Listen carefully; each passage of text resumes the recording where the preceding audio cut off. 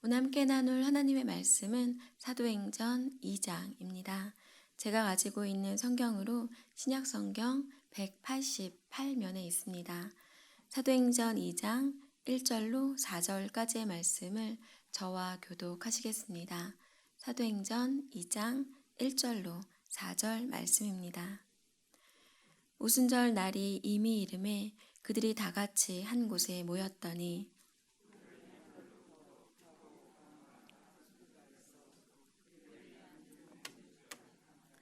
마치 불의 혀처럼 갈라지는 것들이 그들에게 보여 각 사람 위에 하나씩 임하여 있더니 그들이 다 성령의 충만함을 받고 성령이 말하게 하심을 따라 다른 언어들로 말하기를 시작하니라. 아멘. 주님, 쌀쌀한 초겨울 아침입니다. 차가운 겨울 공기처럼 차갑고 메마른 우리의 심령 가운데 부어주실 성령을 고대하며 주님 앞으로 나아갑니다. 이 시간 이 공간에 좌정하여 주시고 우리의 심령을 온전히 회복시켜 주시옵소서. 이제 말씀 앞으로 나아갑니다. 오늘도 주의 말씀을 새롭게 깨달을 수 있는 은혜 내려주시길 원하며 이 모든 말씀 우리 주 예수 그리스도 이름으로 기도드립니다. 아멘.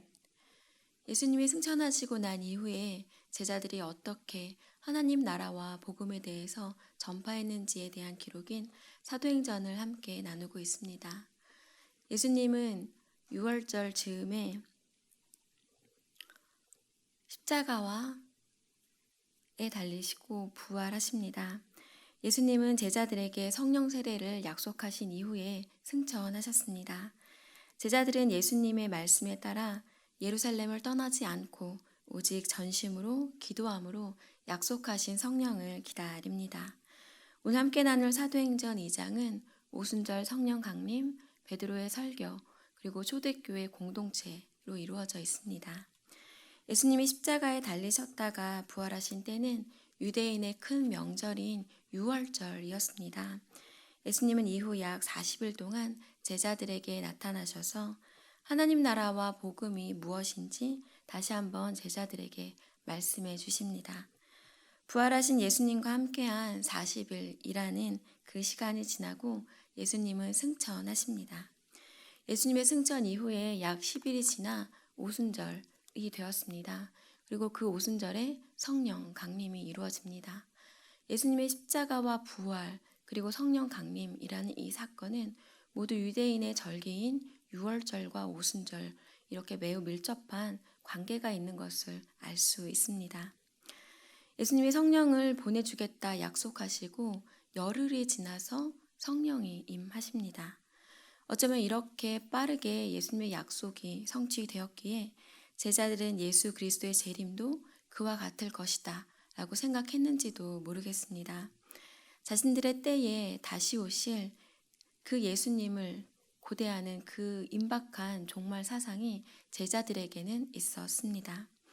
오순절은 유월절, 초막절과 더불어 유대인의 3대 절기입니다. 여러 곳에 흩어져 살던 디아스포라 유대인들도 이때에는 예루살렘 성전에서 함께 모여 예배를 드렸습니다. 그래서 5절에 이렇게 기록되어 있습니다. 그때 경건한 유대인들이 천하 각국으로부터 와서 예루살렘에 머물러 있더니 천하 각국으로부터 온 경건한 유대인들 앞에서 성령 충만한 제자들이 다른 언어로 각 지방의 방언으로 이야기를 하고 있습니다. 7절로 11절입니다. 다 놀라 신기하게 여겨 이르되 보라 이 말하는 사람들이 다 갈릴리 사람이 아니냐 우리가 우리 각 사람이 난 곳 방언으로 듣게 되는 것이 어찌 됨이냐 우리는 바데인과 메데인과 엘람인과 또 메소포타미아 유대와 갑바도기와 본도와 아시아 부르기아와 밤빌리아 애국가 및 구레네에 가까운 리비아 여러 지방에 사는 사람들과 로마로부터 온 나그네 곧 유대인과 유대교에 들어온 사람들과 그레데인과 아라비아인들이라 우리가 다 우리의 각 언어로 하나님의 큰 일을 말함을 듣는도다 하고 갈릴리 사람인 제자들의 입에서 바데, 메데, 엘람, 리비아, 로마, 그레데, 아라비아 등 여러 지역의 말들이 나오는 것을 보고 경건한 유대인들이 놀라고 신기해하는 장면이 기록되어 있습니다. 이 오순절 성령 강림은 성경을 통해 여러 번 예언된 일들입니다. 요엘서 2장 28절 말씀입니다. 그 후에 내가 내 영을 만민에게 부어주리니 너희 자녀들이 장래일을 말할 것이며 너희 늙은이는 꿈을 꾸며 너희 젊은이는 이상을 볼 것이며. 이사야서 말씀엔 이렇게 기록되어 있습니다. 마침내 위에서부터 영을 우리에게 부어 주시리니 광야가 아름다운 밭이 되며 아름다운 밭을 숲으로 여기게 되리라.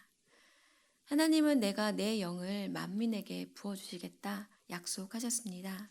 그리고 예수님의 승천 이후에 오순절에 그 약속이 성취됨을 봅니다. 약속하신 것을 반드시 지키시는 하나님이십니다. 성령은 오늘 청각적으로, 시각적으로, 그리고 언어적으로 제자들에게 임합니다. 성령은 급하고 강한 바람 같은 소리로 임했고 불의 혀처럼 갈라지는 것들이 그들에게 보였습니다. 오순절 성령은 이렇게 바람처럼 불처럼 그들에게 임합니다. 예수님이 승천하시고 난 직후에 오순절뿐만 아니라 2020년을 살아가는 오늘 우리에게도 성령님은 임하십니다. 때로는 뜨겁게 온 몸을 감쌀 때도 있고 떨림으로 임하시기도 하고 강한 빛으로 성령의 임재를 경험하기도 합니다. 이러한 경험을 누군가는 할 수도 있고 또 누군가는 하지 못할 수도 있습니다. 중요한 것은 이러한 현상이 아니라 본질임을 잊지 않는다면 이러한 현상으로 인해서 시험에 들거나 다른 길을 걷지는 않을 것입니다. 성령님은 언제나 우리 곁에서 우리를 위하여 말할 수 없는 탄식함으로 기도하시는 분이십니다. 우리 안에 거하시며 주의 말씀을 생각나게 하시는 분이십니다. 우리가 진리를 향하여 나아갈 수 있도록 돕는 분이십니다. 그래서 성령님을 위로자, 중보자, 돕는 자, 상담자, 탄원자라고 부르기도 합니다. 직길보, 은혜의 스승사자를 써서 보혜사, 성령님이라고 부릅니다. 우리를 지키시고 우리에게 은혜를 베풀어 주시며 우리를 바른 길로 인도해 주시는 스승 되어 주시는 분이 바로 우리의 보혜사 성령님이십니다. 이 성령님이 오순절에 강림하셔서 제자들이 담대하게 복음을 전파할 수 있도록 그들을 도우십니다. 이제 성령으로 충만한 베드로가 사람들 앞에서 예수 그리스도를 증거합니다. 예수님이 잡히실 때 도망가고 예수님을 3번이나 모른다고 부인하고 예수님이 십자가에 달리실 때에 그 곁에 없었던 베드로입니다. 하지만 부활의 주님을 만나고 디베라 바닷가에서 내 양을 먹이라 라는 사명을 받고 이제 오순절 성령 강림으로 인해 성령으로 충만하게 된 베드로입니다. 베드로의 설교 내용은 이렇습니다. 요엘 선지자의 말씀을 인용해서 새 시대, 새 언약의 시대가 왔음을 선포합니다. 성령으로 역사하는 시대가 오늘 오순절에 성령으로 강림함으로 시작되었음을 이야기합니다. 이후 베드로는 예수 그리스도의 사역, 죽음, 부활, 승천에 기초한 구원의 메시지를 사람들에게 전합니다. 22절로 24절입니다. 저와 교독하시겠습니다. 이스라엘 사람들아 이 말을 들으라.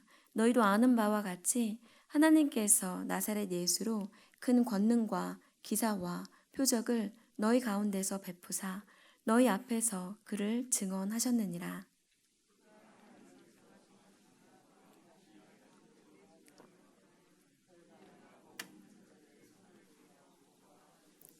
함께 읽겠습니다. 하나님께서 그를 사망의 고통에서 풀어 살리셨으니 이는 그가 사망에 매여 있을 수 없었음이니라. 아멘. 나사렛 예수가 큰 권능과 기사, 표적을 베풀어 그의 메시아됨을 증명하였지만 너희가 죄 없는 그분을 십자가에 못 박아 죽였다라고 베드로가 말합니다. 하지만 하나님이 다시 그를 살리셨다라고 베드로가 증언합니다. 예수 그리스도의 사역, 죽음, 부활, 승천, 성령에 대해서 이야기하고 베드로는 마지막 메시지를 전합니다. 36절입니다. 함께 읽겠습니다. 그런즉 이스라엘 온 집은 확실히 알지니 너희가 십자가에 못 박은 이 예수를 하나님이 주와 그리스도가 되게 하셨느니라 하니라. 아멘. 너희가 십자가에 못 박은 이 예수를 하나님이 주와 그리스도가 되게 하셨느니라. 너희가 십자가에 못 박은 예수가 사실은 메시아이고 사실은 그리스도였음을 확실히 알라라고 베드로가 이야기합니다. 이러한 베드로의 설교를 들은 사람들은 마음에 찔려서 베드로에게 이렇게 묻습니다. 우리가 어찌할꼬 이것이 말씀 앞에 서는 우리의 자세여야 합니다. 좋은 말씀, 은혜로운 말씀, 우리의 심령을 찌르는 말씀 앞에 섰을 때 우리는 스스로에게 물어야 합니다. 어떻게 해야 하는지, 무엇을 변화되기를 하나님이 원하시는지를 우리는 하나님께 여쭤보아야만 합니다. 하나님께 여쭤보아 알게 된 그것을 나의 힘이 아니라 성령님이 변화시켜 주시기를 간구해야 합니다. 하지만 사람이 해야 할 일이 있다면 마땅히 당연히 최선의 노력을 해야 할 것입니다. 이러한 돌이킴, 이러한 변화를 하나님은 기뻐하십니다. 마음의 찔림을 받은 유대인들에게 베드로는 이렇게 이야기합니다. 회개하라, 주의 이름을 부르라, 세례를 받으라, 죄사함을 받으라, 성령을 선물로 받으라. 그리하면 패역한 이 세대에서 구원을 받을 것이다 라고 이야기합니다. 38절로 40절 말씀입니다. 베드로가 이르되 너희가 회개하여 각각 예수 그리스도의 이름으로 세례를 받고 죄사함을 받으라. 그리하며 성령의 선물을 받으리니 이 약속은 너희와 너희 자녀와 모든 먼데 사람 곧 주 우리 하나님이 얼마든지 부르시는 자들에게 하신 것이라 하고 또 여러 말로 확증하며 권하여 이르되 너희가 이 패역한 세대에서 구원을 받으라 하니. 베드로의 이 설교로 3,000명이 회심하여 신도가 되는 역사가 있었음을 성경은 기록하고 있습니다. 사실 베드로가 선포한 메시지는 이것입니다. 너희가 십자가에 죽인 예수를 하나님이 살리셨다. 그가 음부의 권세, 사탄의 세력을 깨뜨리고 부활하셨다. 너희도 그를 믿고 주와 그리스도로 인정하라. 이것이 복음입니다. 이것이 하나님의 은혜입니다. 이 복음을 듣고 알고 또 믿게 된 그들은 교제하고 떡을 떼며 오로지 기도에 힘썼다 라고 성경에 기록되어 있습니다. 42절입니다. 그들이 사도의 가르침을 받아 서로 교제하고 떡을 떼며 오로지 기도하기를 힘쓰니라. 주의 복음을 듣고 성령 충만해진 사람들의 특징은 서로 떡을 떼며 전심으로 기도하는 것이었습니다. 김길 목사님의 충만이라는 책에는 성령 충만을 이렇게 정의합니다. 상황이 어렵든 좋든 하나님으로 말미암아 즐거울 수 있는 것, 이것을 성령 충만이라고 정의합니다. 즉 환경이 아닌 주님으로부터 오는 그 기쁨으로 즐거워하는 것이 성령 충만입니다. 그렇기에 초대교회 성도들은 박해에도 불구하고 사람들의 따가운 시선에도 불구하고 기뻐할 수 있었고 그들의 그 기쁨은 초대교회의 원동력이 됩니다. 요즘을 살아가는 우리들에게도 이 성령 충만이 필요합니다. 주님이 주시는 평강이 아니고는 주님이 주시는 기쁨이 아니고는 도무지 살아갈 자신이 없는 요즘이기도 합니다. 우리를 둘러싸고 있는 환경을 바라보면 추운 겨울이 더 춥고 길게만 느껴지기도 합니다. 하지만 언제나 임마누엘하시고 우리에게 평안과 위로 그리고 기쁨 주시는 주님으로 인해서 우리는 안전합니다. 이것을 위해 더욱 기도함으로 성령 충만을 위해서 기도해야 할 것입니다. 베드로의 설교와 사람들의 회심으로 초대교회 공동체가 시작됩니다. 그들의 삶이 어떠했는지 성경에는 이렇게 기록되어 있습니다. 43절로 47절입니다. 저와 교독하시겠습니다. 사람마다 두려워하는데 사도들로 말미암아 기사와 표적이 많이 나타나니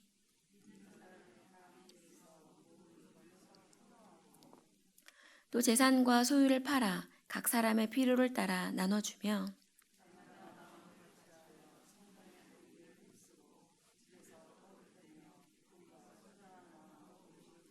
함께 읽겠습니다.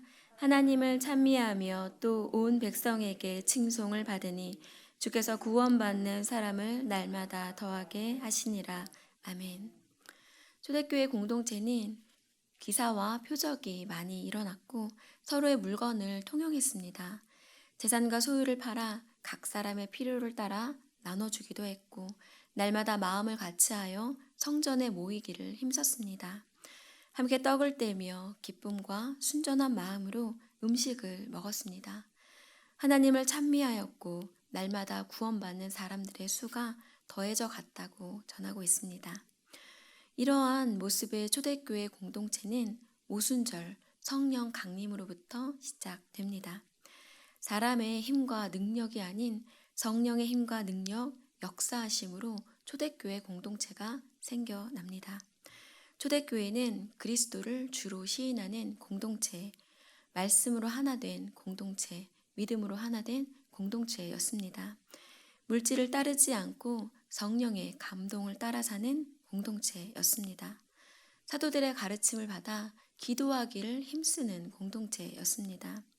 믿지 않는 사람들에게도 성령의 능력을 통해서 영향력을 미치는 공동체였습니다.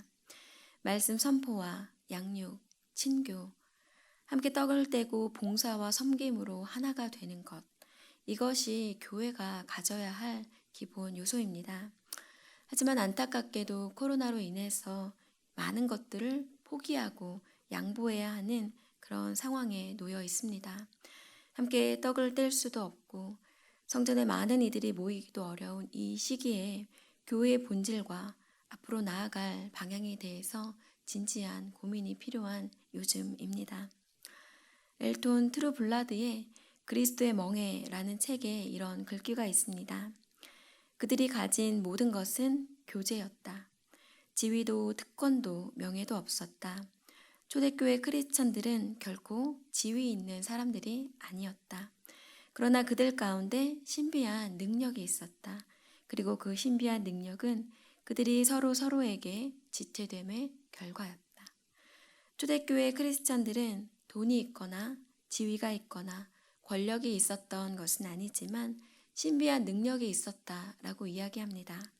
그 신비한 능력은 서로에게 지체가 되어 주었기에 생겨난 결과다라고 이야기를 합니다.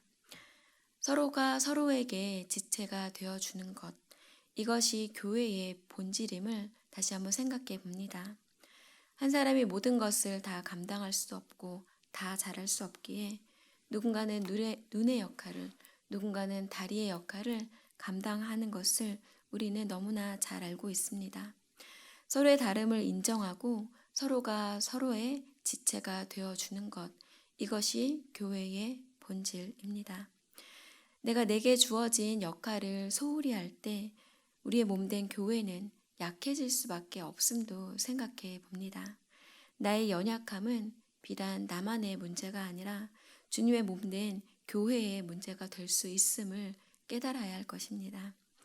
성령 충만을 위해서 간구하고 성령 충만함으로 주위의 상황이나 여건과는 관계없는 기쁨을 누리는 저희들 되기 원합니다. 성령으로 충만해진 우리가 우리 옆에 지체가 되어주므로 더욱 견고하게 세워져 나갈 교회를 꿈꿔봅니다. 비록 육신의 눈으로 보이는 상황은 힘들고 어렵다 생각될지라도 믿음의 눈으로 주님의 시선으로 바라볼 수 있기 원합니다. 날마다 성령님과 동행함으로 더욱 강건한, 더욱 성령 충만한 저와 여러분 되시기를 주님의 이름으로 부탁드립니다. 주님이 승천하시며 약속하신 또 다른 보혜사 성령님을 우리에게 보내주셔서 감사합니다. 우리를 지키시고 우리에게 은혜 베풀어 주시며 우리의 스승되어 주시는 성령님으로 인해 주님께로 나아갈 수 있음에 감사를 드립니다. 우리들의 상황이 어렵든 좋든 주님 한 분만으로도 감사하고 기뻐할 수 있는 저희들 되게 하여 주시옵소서. 환경과 관계없는 기쁨과 평안을 누리게 하여 주시옵소서. 주님이 허락하신 그 기쁨과 평안을 내 옆의 지체들에게도 흘러가게 하시며 서로가 서로에게 지체가 되어주는 기쁨을 누리는 공동체로 든든하게 세워져 가게 하여 주시옵소서. 오늘도 우리와 함께 하시며 우리에게 힘 주실 주님을 찬양하며 이 모든 말씀 우리 주 예수 그리스도 이름으로 기도드립니다. 아멘. 이제는 우리 주 예수 그리스도의 은혜와 아버지 하나님의 사랑과 성령의 교통하심이 성령 충만함으로 인해 우리 주위의 상황과 여건과는 관계없이 주님께 함께 동행하기를 소원하는 주님의 거룩한 지체들 위에 주님의 몸된 교회 위에 이제로부터 영원히 함께 하시기를 간절히 축원하옵나이다. 아멘. 주신 말씀 기억하시며 드디어 오늘 수능일입니다. 우리 교회에 또 많은 수험생들을 위하여 기도해 주시기 바랍니다. 또한 이번 주일에 있을 임직식을 위해서 또 교회 내 여러 환우들과 코로나19 종식을 위해 저희 주여 한번 외치시고 기도하시겠습니다. 주여